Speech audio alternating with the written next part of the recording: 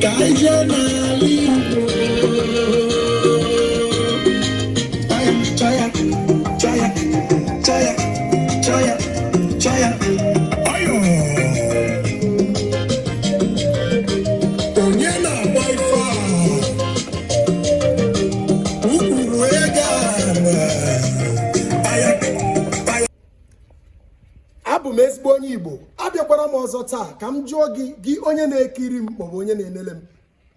Ị makwa aha Igbo na ihe Igbo pụtara? Na aha mkpirisi. Tata anyị bịara ka anyị kọwara unu maka aha Igbo, jenda ya nke a na-akpọ nwoke ka ọ bụ nwanyị, ihe o miniri ya, ihe ọ pụtara ya na mkpirisi ya abbreviation. Mụ na nwaada sakụsakụ Ada Success, biko kọwara ha onye bụ, kedu aha gị? Aha m bụ Sochiemela Chinyerugo. Sochiemela Chinyerugo Success n'olu bekee. Na nke mbụ anyị nwere aha dịka Adaeze, Adaobi, ọ bụ aha nwanyị nke meaning ya bụ daughter of a king, abbreviation Ada. Nke abụọ Adamma, ma ọ bụkwa na Adamma, ndị Igbo na-akpọ n'onu n'onu, ụfọdụ akpa Adamma ka ọ bụ na ọ bụ aha nwanyị nke pụtara gịnị na bekee?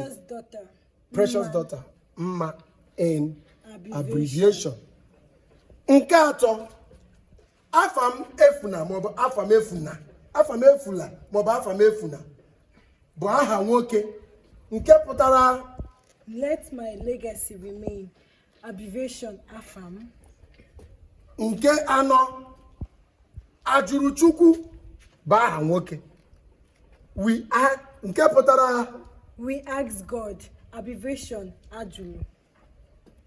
Nke ise Amarachukwu ma Amalachukwu, Amarachukwu ma Amarachi bụ aha nwanyị, meaning ya bụ God's grace, abbreviation Amarachi. Nke isii Uchechukwu bụ aha nwanyị nke pụtara go who knows God's mind, Amuche.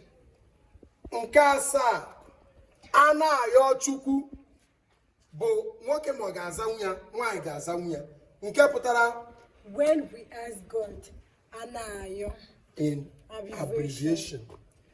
Nke asatọ Azikiwe bụ aha nwoke nke pụtara better to be angry than hateful, abbreviation ya Zik of Africa. Nke iteghete Azụbụike bụ aha nwoke nke pụtara we become strong by experience, Buike, abbreviation ya. Nke iri Azụka, nwoke nwere ike ịza Azụka ma ọ bụ nwanyị kwa, unique name nke pụtara experience makes us strong, abbreviation ya Azụ. Nke iri na otu Chiamaka bụ aha nwanyị na-aza Chiamaka nke pụtara God is good, abbreviation ya Amaka. Nke iri na atọ Chibuike, nke iri na abụọ Chibuike, iri na abụọ Chibuike bụ aha nwoke nke pụtara God is strength, Chibaike, abbreviation.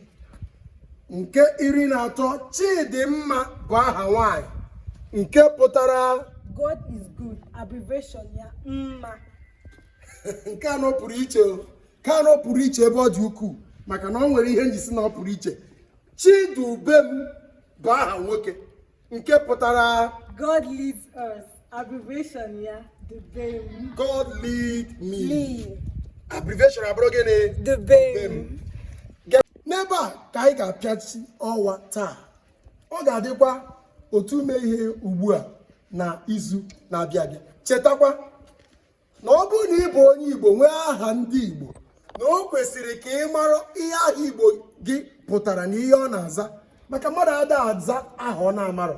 Ọ bụ ya mere m ji si na ọ bụrụ na ị bụ onye Igbo nọ mba ofesi, ma ị nọ mba Amerịka, ma ị nọ mba Europe, ma ị nọ Asia, ma ị nọ ebe sọkwa ya bụrụ, kaba arụ ka ịba nwa gị afọ Igbo, maka na ịma were afa nkịta baa nwa gị, nwa ga na-aza Jimmy, Jimmy. Eche m na Jimmy abụrụ afa mmadụ.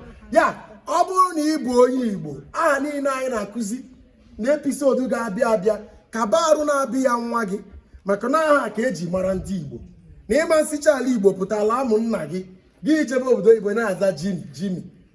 Ịzazịa Jack na Jimmy ịnata kedu ife anyị ga-akọzụ. Ekenekwa gị goe na-ege anyị ntị ka ọ dịrị unu mma, dịkwara anyị niile na mma.